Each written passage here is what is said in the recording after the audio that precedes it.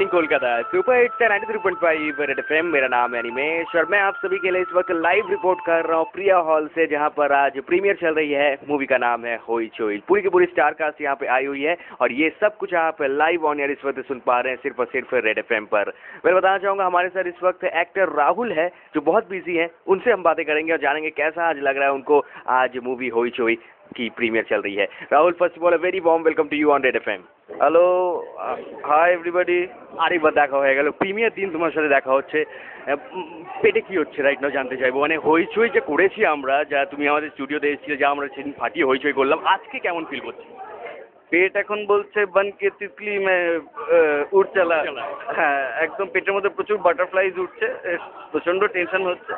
তাই খুব ভালোবেসে ভালোভাবে কাজটা করার চেষ্টা করেছি। এখন বাকিটা তো আর আমাদের হাতে নেই। ইউটেনে প্রায় 40 লক্ষ লোক তোমাকে শুনছে on red FM right now. যা যা সেদিন তোমাকে শোনেনি, প্লিজ একটু জানিয়ে দাও তোমার রোলটা নিয়ে। হইচই সিনেমাতে আমরা নতুন কি পাবো? হইচইতে আমি করছি যে চরিত্রটা, তার নাম অবন। অবন নাটক লেখে, নাটকের দলের একটি পার্ট। এবং